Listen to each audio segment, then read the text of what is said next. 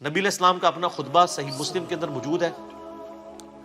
جابر بن عبداللہ کہتے ہیں، اور یہ حدیث امام باقر علیہ السلام نے روایت کی ہے جابر بن عبداللہ سے، اور امام باقر سے بیان کیے امام جعفر صادق نے۔ 2005 نمبر ہے صحیح مسلم میں کہ نبی علیہ السلام جب بھی خطبے کے لیے کھڑے ہوتے تو آپ صلی اللہ علیہ وآلہ وسلم فرماتے کہ میں اور قیامت اس طرح ساتھ بھیجے گئے جیسے یہ دو انگلیاں، درمیان والی اور شہادت کی انگلی جوڑ کے، کیونکہ آپ علیہ السلام کے بعد تو اب صرف قیامت ہی آنی ہے۔ پھر آپ علیہ السلام یہ بھی پڑھتے اما بعد فإن خیر الحدیث کتاب اللہ، آگاہ ہو جاؤ اس کے بعد کہ سب سے بہترین کلام اللہ کی کتاب ہے، وہ خیر الہدی ہدی محمد صلی اللہ علیہ وآلہ وسلم، اور ہدایت یافتہ راستہ محمد صلی اللہ علیہ وآلہ وسلم کا ہے، وشر الامور محدثاتها، اور بدترین کام وہ ہیں جو دین میں نئے داخل کیے جائیں، وکل محدثۃ بدعہ وکل بدعۃ ضلالہ وکل ضلالۃ فی النار۔ سورہ النساء میں پوری ڈیٹیل ہے کہ تمام بدعتیں گمراہیاں ہیں، گمراہیاں تمام کی تمام دوزخ میں لے جانے والی ہیں۔ اور اس کے علاوہ بھی صحیح مسلم میں ہے نا، وہ نحمدہ ونستعینہ ونستغفرہ، ان الحمد للہ نحمدہ ونستعینہ ونستغفرہ ونعوذ باللہ من شرور انفسنا ومن سیئات اعمالنا، من یہدہ اللہ فلا مضل لہ ومن یضلل فلا ہادی لہ، واشہد ان لا الہ الا اللہ وحدہ لا شریک لہ واشہد ان محمدا عبدہ ورسولہ۔ بلکہ صحیح مسلم میں حدیث ہے جس خطبے میں شہادت نہ پڑھی جائے وہ ناقص ہے، شہادت یہ والی، اشہد ان لا الہ الا اللہ وحدہ لا شریک لہ واشہد ان محمدا عبدہ ورسولہ۔ تو اس کے علاوہ آپ صلی اللہ علیہ وآلہ وسلم سورہ نساء کی پہلی آیت تلاوت کیا کرتے تھے، یا ایھا الناس اتقوا ربکم الذی خلقکم من نفس واحدہ۔ اس کے علاوہ اور آیات بھی آتی ہیں، سورۃ الاحزاب کی آیات بھی آتی ہیں، ترمذی میں وہ روایت کمزور ہے لیکن مسلم شریف میں ایک ہے سورۃ الحشر کی آیات بھی آپ کچھ تلاوت کیا کرتے تھے کہ اے ایمان والو اللہ کا تقوی اختیار کرو اور ہر جان دیکھے کہ اس نے مستقبل کے لیے قیامت کے دن کے لیے کیا بھیجا ہے آگے، یہ والی آیت تلاوت کرتے تھے۔ اور سر اس سے بڑھ کر نبی علیہ السلام کی تقریر کیا ہوتی تھی وہ زیادہ امپورٹنٹ ہے۔ وہ صحیح مسلم میں موجود ہے کہ نبی علیہ السلام جمعے کے 2 خطبے ہوتے تھے اور دونوں کے درمیان تھوڑی دیر بیٹھتے تھے اور دونوں خطبے کھڑے ہو کے دیتے تھے اور اس میں لوگوں کو واعظ و نصیحت کرتے تھے اور قرآن سناتے تھے سر۔ اور مسلم شریف میں حدیث ہے کہ نبی علیہ السلام کے ہر جمعے کے خطبے میں سورہ قاف ہوتی تھی، سورت نمبر 50، سورۃ الکہف ہے نا، 15ویں سے شروع ہو کے 16ویں میں، یہ 26ویں پارے میں چھوٹی سی سورہ قاف جس میں میرا مسئلہ نمبر 59 ہے، منکرین خدا کو دلائل کے ذریعے دعوت۔ تو وہ سورت آپ صلی اللہ علیہ وآلہ وسلم، اور یہ یقین کریں بڑی پرفیکٹ ہے فکر آخرت کے اعتبار سے، وہ سورت آپ پڑھتے تھے۔ پھر صحیح مسلم میں حدیث ہے کہ انسان کے فقیہ ہونے کی نشانی یہ ہے کہ اس کی نماز جمعے کی لمبی ہو اور خطبہ مختصر ہو، اور پھر اس کے آگے الفاظ ہیں کہ بعض خطبے تو جادو کا سا اثر رکھتے ہیں، سحر کا سا۔ یہاں کیا ہوتا ہے الٹ، نماز چھوٹی، صرف اہل حدیث ہیں جو صحیح نماز پڑھ رہے ہوتے ہیں، باقی تو مغرور لا رہے ہوتے ہیں۔ وہ چھوٹی کیوں پڑھاتے ہیں؟ تقریر اتنی لمبی کر چکے ہوتے ہیں کہ انہوں نے ڈر لگا ہوتا ہے کہ یار جلدی فارغ کریے۔ سر 1:30 بجے جمعے کا ٹائم ہے تو 1:30 بجے مولوی جو ہے نا وہ تھوڑا سا گرم ہونا شروع ہوتا ہے اور جا کے 1:50 کے اوپر جا کے جماعت کھڑی کرتا ہے، تو جماعت میں اس کو پھر ٹینشن پڑی ہوتی ہے، میں پہلے ہی 20 منٹ لیٹ ہوں، نماز کا رگڑا نکال دیتا ہوں۔ حالانکہ میں نے تقریباً 1-1.5 سال ایک بریلویوں کی مسجد میں جمعہ پڑھایا اس زمانے میں، 2000 کے اندر بات ہے، 2000 سے لے کے 2001 تک۔ میری یعنی نماز جمعے کا ٹائم 1:30 بجے تھا، میں 1:20 کے اوپر تقریر ختم کر دیتا تھا سنتوں کے وقفے کے لیے نا۔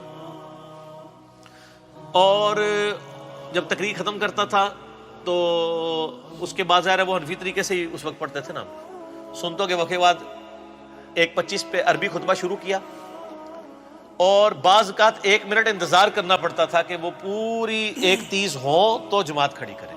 31 تے 32 والی کہانی ختم نا، وہ کہانی ختم، ٹھیک ہو گیا۔ کہ سر آج ایک کلپ آ رہا ہے مارکیٹ، وہ فرحان بھائی نے تیار کر لیا، وہ انشاءاللہ تعالیٰ انقریب لانچ ہونے والا ہے، وہ نا ہی نا ہے، اور اسے وہ نا 2 بار آئی ہے نا۔ وہ کلپ ہے نا مفتی صاحب، نا مفتی صاحب ہے، انہوں نے تعریف کی حدیث کی، اور ظاہر ہے ان کا بھی قصور نہیں، ان کے بزرگوں نے تعریف کی ہے تو ہم نے اس کی تھوڑی سی انجینئرنگ کر دی ہے، تو وہ کلپ ہے نا والا۔ تو سر نا اس ٹائم بھی انتظار کرتے تھے پورے 1:30 ہو جماعت کھڑی ہو۔ اچھا 2 یا 3 جمعے ہی گزرے تھے سر، لوگ جو ہے نا 1 بجے مسجد میں آ جاتے تھے۔ تقریر خیر اس ٹائم بھی میری اسپیکنگ پاور تو تھی، کہانیاں بھی بڑے اچھے طریقے سے کرا لیتا تھا۔ اچھا اون بھی کرا لینا، لیکن اون کرا کے پھر انجینئرنگ کرنا، اردو صرف کہانیاں ہی ہونی ہے سر۔ حالانکہ انجینئرنگ میں نے کی ہوئی تھی اس وقت. ٹھیک ہے, تو یہ مطلب انسان کو اس معاملے میں احتیاط کرنی چاہیے. یعنی علماء جو ہے وہ خام خواہ گھسیٹتے رہتے ہیں. تو قرآن پڑھ کے سنائے, ایک طرف سے قرآن شروع کریں. ان لوگوں نے تو 12 تقریریں کتاب مارکیٹ سے خریدی ہوئی ہے, ہر 12 جمعے کے بعد وہ ریپیٹ ہو جاتی ہے. ٹھیک ہے, اس کی بجائے کیا کریں, قرآن ترجمے والا لے لیں اپنے فرقے کا. بریلوی ہیں تو احمد بریلوی صاحب کا لے لیں, دیوبندی ہیں تو اشرف تھانوی صاحب کا لے لیں, اہل حدیث ہیں جونا گڑھی صاحب کا لے لیں, اہل تشیع ہیں تو سید فرمان علی شاہ صاحب کا لے لیں. سر 2-3 صفحے ہی پڑھ کے بتا دینا قرآن کے, تو ان کو وہ بیچارے پریشان ہوئے ہوتے ہیں, بیچارے نئے خطیب نا جی, وہ پھر جمعہ آ گیا ان کی تقریر کریے. وہ لوگ بھی سن کے آپ کوئی نواں موضوع کرنا ہے. آپ تو لوگ ایجوکیٹ ہو چکے ہیں اور یوٹیوب کی وجہ سے, اور لوگوں کو یہ شعر بھی پتا ہے کہ نام ہے وابی, نام ہے بابی, میں ہوں مسلم علمی کتابی. کئی لوگ تو اب کہتے ہیں سر جمعہ پڑھنے کا مزہ ہی نہیں آتا, ہر چیز ہی کہانی لگتی ہے. وہ ہے ہی وہ پہلے بھی کہانی سی, لیکن چونکہ تمہیں وہ پتہ نہیں سی کہ کہانی ہے. ٹھیک ہے, تو وہ بڑی مشکل سے لوگ سنتے ہیں. تو اب طریقہ یہ ہے کہ سر آپ کہانی کے بجائے ان کو کہ سر قرآن ترجمے سے شروع کر لیں. یار قرآن پاک اتنی موٹی کتاب ہے کہ یہ ان کو کئی سال چاہیے ختم کرنے کے لیے. آلموسٹ جو عام یہ نارمل قرآن ہے, آپ یہ دیکھیں, یہ آلموسٹ 600 صفحوں کے.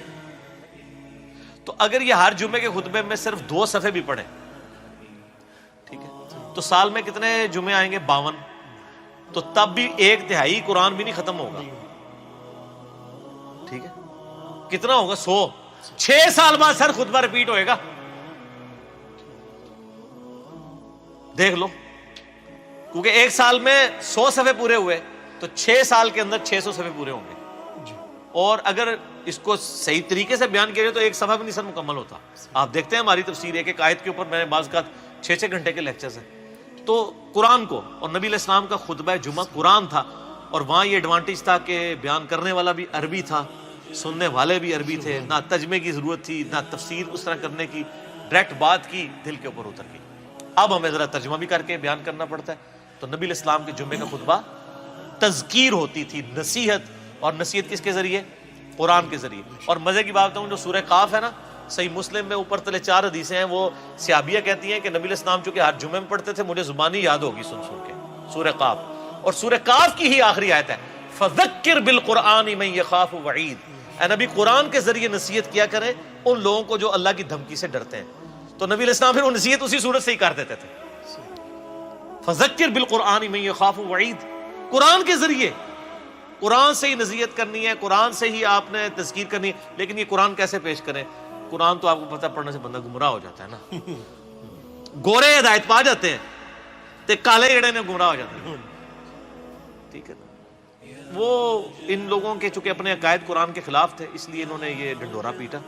تو نصیحت بھی قرآن سے. اور وہ بخاری مسلم کی جو حدیث میں نے بیان کی تھی انڈے کے حلال ہونے کے اوپر, اس میں بھی الفاظ پتہ کیا, سب سے پہلے جو آتا ہے اس کو اونٹ کی قربانی کا ثواب, اس کے بعد والے کو گائے کا, اس کے بعد والے کو بھیڑ کا, اس کے بعد والے کو مرغی کا, اس کے بعد والے کو انڈے کا, اس کے بعد آگے الفاظ ہیں پھر فرشتے جو ہے رجسٹر بند کر دیتے ہیں. وَيَسْتَمِعُونَ الذِّكْرَ, اور پھر وہ کان لگا کے تذکیر, جو نصیحت کر رہا ہوتا ہے نا وائز, وہ سننا شروع کر دیتے ہیں. فرشتے بھی تقریریں سنتے ہیں. ویسے تو تھوڑیاں گاڑیاں سن کے تو فرشتے بھی ہنستے اڑے رہے, بندے ہنس رہے ہیں. یار یقین کریں مجھے تو اب فرشتوں کے اوپر آ رہا ہے. یار فرشتے کیا سوچتے ہوں گے یار کہ ان کو اللہ تعالیٰ نے ایک پیغمبر دیا, کتاب محفوظ کی, یہ اس کو چھوڑ کے کہانیاں کرا رہے ہیں. بڑا حوصلہ ہے فرشتیاں دا, یقین کرو. پھر بھی تھوڑا نام رجسٹر لکھتے ہیں, ہو سکتا ہے نام لکھتے ہوں کہانی سننے کے لیے پہلا بندہ آ گیا, ہوں دوسرا آ گیا, ہوں تیسرا آ گیا, تے کہانی سن کے اٹھ گیا, تے گھر بھی جا کے کہانیاں ہی سنائے گا. آپ امیجن کریں کہ فرشتوں کے لیے تو حسب حال ہی بنا ہوا ہے یہ مسجدیں جو ہیں, لیکن ان بیچاروں کی تو اللہ نے ڈیوٹی لگائی ہے. ادروائز یقین کریں آپ کی جو مسجدیں نا ان میں تو وہ کہیں یا اللہ اتنے نہ منو بھیجو, لیکن وہ چونکہ پابند ہیں حکم کے تو وہ جاتے ہیں ہر دفعہ بیچارے کہانیاں سن کے. تو اللہ کو جا کے اللہ نو دس دے ہوں گے کہ جناب کہانیاں نے, ٹھیک ہے نا, تم جی نہیں اللہ کو پتا ہوتا ہے, لیکن اللہ پوچھتا ہے سر. جی صحیح مسلم میں حدیث ہے کہ جہاں پہ بھی کوئی محفل ہوتی ہے نا وہاں پہ فرشتے ڈانپ لیتے ہیں, جب وہ واپس جاتے ہیں اللہ تعالیٰ پوچھتا ہے کہاں سے آئے, وہ پوری ڈیٹیل ہے. اور وہ محفل قرآن کے بارے میں, یہ بابوں کی محفلوں کے بارے میں نہیں, وہ تو خیر پازیٹیو سینس میں. تو یہ جو کہانیاں ہیں وہ ظاہر ہے اللہ تعالیٰ کے تو علم ہے, لیکن اللہ تعالیٰ پوچھتا ہے اس لیے کہ اس کا ایک پروسیجر ہے, ایک طریقہ ہے کہ ڈیوٹی لگائی ہے, ذرا ان سے بھی فیڈ بیک لیا جائے. تو بہرحال آپ دیکھیں کہ کتنی شرمندگی نبی علیہ السلام کو قیامت الدین اس امت کی وجہ سے اٹھانی پڑے گی کہ اس امت کو کتاب محفوظ کر دی گئی, پیغمبر کی تعلیمات محفوظ کر دی گئی, یہ پھر بھی کہانیاں کراتے رہے. اور میں یقین کریں مجھ سے تو صبر نہیں ہوتا, میں تو 1 بجے جمعہ ہے نا سر 12:55 میں گھر سے نکلتا ہوں, بس اتنا ٹائم لے کے کہ 2 سنتے پڑھوں. اس میں بھی بعض کا 1-2 جملے اتنے کوفت والے آخری منٹ میں بھی پڑ جاتے ہیں دماغ میں کہ بندہ کہتا ہے یا تو پھر یہ اصلاح کرے نا سر. تو صحیح مسلم میں حدیث ہے کہ مؤمن وہ ہے کہ جو برائی دیکھے تو ہاتھ سے روکے, ہاتھ سے نہیں روک سکتا, زبان سے روکے, اگر زبان سے بھی نہیں روک سکتا تو دل میں برا جانے, لیکن ساتھ کا دل والا معاملہ ہے ذالک اضعف الایمان, یہ سب سے لوز درجہ ہے جی. تو ہم تو ہیں بھائی حسینی, ٹھیک ہے نا جی, تو ہم تو کہتے ہیں بھی اس کو کم از کم زبان سے روکیں گے, اور ہم تو زبان سے بھی کسی کو روکیں تو یہ ڈر لگتا ہے کہ وہ ضد میں نہ آ جائے. تو اس لیے پھر بہتر ہے کہ نہ سنیں اور نہ وہ کرنا پڑے. میں کسی کو یہ مشورہ نہیں دیتا, آپ لوگ سنیں اور لوگوں کو بتائیں. آپ کے اصلاح کرنے سے کوئی برا نہیں منائے گا, میرے ذرا کرنے سے ذرا, میں آپ کو پتہ ہے نا پھر ایک جو ہے وہ بریکٹ والا مشہور ہو چکا ہوں انورٹڈ کاماز میں, تو اس لیے میرے لیے تو مشکل ہو جاتا. تو میں جو ادھیڑ عمر کے جو بزرگ ہیں نا ان سے ریکویسٹ کر کے نا تو اپنی معروضات پہنچاتا رہتا ہوں خطبات تک کہ یہ جو کہانی کرائی تھی ان کو بتائیں کہ یہ کہاں لکھی ہوئی ہے. کیونکہ جو سفید داڑھی والے ہیں ان کے ساتھ کم از کم مولوی بدتمیزی نہیں کرتے, سن لیتے ہیں, بات مان بھی لیتے ہیں. ہم لوگ بات کریں تو وہ برا مان جاتے ہیں, میں تو ویسے ہی کرنے جوگا نہیں ہوں. اور آپ لوگ بھی, آپ میں سے بھی اکثر وہ کوئی بات کرے وہ کہتے ہیں پتہ لگ گیا کہڑے اسٹیشن تو بول رہے ہیں, ٹھیک ہے جی. یہ جو چھوڑ دیں جناب, جہاں بھی آپ, یعنی یہ ہمارے ایک بھائی ہیں ساہیوال میں, وہ بتا رہے تھے وہ کسی مسجد میں چلے گئے تو وہاں پہ کوئی مولانا صاحب نا یعنی درس دے رہے تھے. تو ظاہر آپ جو ہماری ویڈیوز دیکھتے ہیں ان کو تو پتہ ہوتا ہے نا مطلب یہ کیا سچ ہے اور کیا یہ کہانی کروا رہے ہیں. تو جناب وہ درس دے کے جب وہ فارغ ہوئے نا تو انہوں نے کہا جی یہ جو آپ نے بیان کیا ہے تو یہ کہاں پہ لکھا ہوا ہے, کوئی اس کا کوئی حدیث, کوئی ریفرنس اور یہ وہ. تو جب یہ کوئی بات پوچھ رہا ہو آج کے زمانے میں اور ساتھ اس کی غلطی سے اس کے منہ سے نکل جائے, یہ ہمارے لوگوں سے بڑی غلطی ہوتی ہے, وہ کہتے ہیں اس حدیث کا انٹرنیشنل نمبر بھی بتا دیں. بس یہ بولنے کی دیر ہے, اور لگتا ہے مجھے پتہ لگ گیا تو کہڑے اسٹیشن تو بول رہا ہے, تو انجینئر نو سننا ہے, جس مرضی اسٹیشن سے کوئی بول رہا ہے جی. ہم تو آپ سے اللہ نبی کی بات پوچھ رہے ہیں نا. مجھے کوئی شخص آ کے کہتا ہے جی سورہ البقرہ کی آیت نمبر 279 میں لکھا ہوا ہے کہ جو ہے وہ سود کھانے والا اللہ اور اس کے رسول سے جنگ کرتا ہے, تو میں اس سے اس کی ڈگری مانگوں گا؟ میں قرآن کھول کے پڑھوں گا, تو ریفرنس کو فالو کرو. صحیح بخاری میں حدیث ہے بلغوا عنی ولو آیا, پہنچا دو میری طرف سے خواہ تمہیں ایک آیت ہی کیوں نہ آتی. تو پہنچانا یہ ضروری ہے, تو پہنچائیں.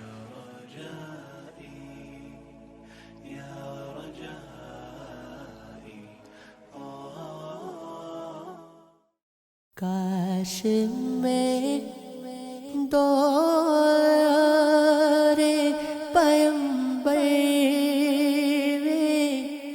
اٹھایا جاتا, بخدا قدموں میں سرکار